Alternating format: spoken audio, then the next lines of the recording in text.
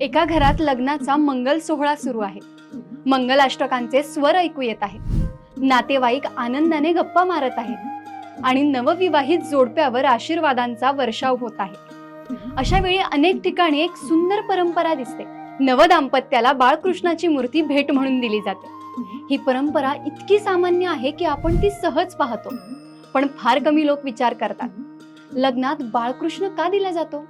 गणपती, शिव किंवा इतर देवांची मूर्ती का नाही?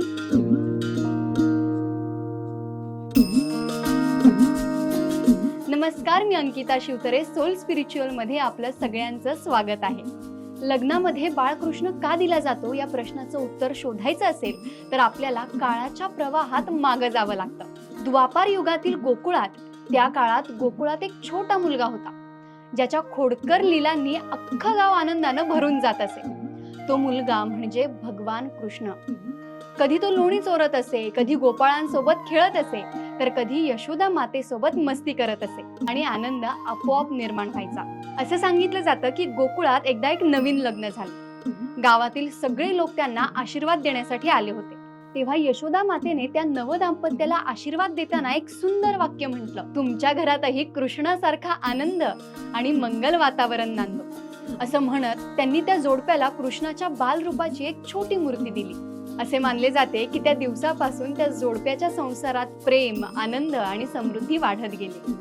हळूहळू ही कथा लोकांमध्ये पसरली आणि पुढे नवविवाहित जोडप्याला बाळकृष्ण देण्याची परंपरा सुरू झाली. खरं तर बाळकृष्णाची मूर्ती म्हणजे फक्त देवाची प्रतिमा नाही, ती घरातील आनंदाचं प्रतीक आहे. कृष्णाचं बालरूप निरागसतेचं, प्रेमाचं आणि घरातील हसऱ्या वातावरणाचं प्रतीक मानलं जातं. म्हणूनच लग्नात बाळकृष्ण देऊन नव्या संसाराला एक सुंदर आशीर्वाद दिला जातो की त्यांच्या घरातही नेहमी प्रेम राहो, आनंद राहो आणि घरातील वातावरण कृष्णाच्या बाललीलांसारखं हसत खेळतं राहो.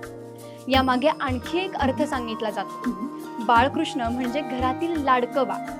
त्यामुळे नवविवाहित जोडप्याला बाळकृष्ण देण्याचा अर्थ असा असतो की त्यांच्या संसारात पुढे संतती सुख मिळो आणि घरात बाळाच्या हसण्यासारखा आनंद नांदो. म्हणूनच काही कुटुंबांमध्ये लग्नानंतर बाळकृष्णाची पूजा करण्याची परंपरा आहे. म्हणूनच भारतीय संस्कृतीत लग्नात बाळकृष्ण देण्याची प्रथा केवळ धार्मिक नाही, तर ती एक सुंदर शुभेच्छा आणि आशीर्वाद आहे. जसं कृष्णामुळे गोकुळ आनंदाने भरलं होतं, तसंच नव्या संसारातही प्रेम, हसू आणि कुटुंबाचा आनंद कायम राहो. हाच त्यामागचा खरा संदेश आहे. आणि म्हणूनच लग्नात बाळकृष्ण देताना एक सुंदर भावना व्यक्त केली जाते, तुमच्या संसारातही कृष्णासारखा आनंद नांदो. आपल्या संस्कृतीबद्दल अशाच नाविन्यपूर्ण माहितीसाठी आमच्या सोल स्पिरिच्युअल या YouTube चॅनलला सबस्क्राईब करा.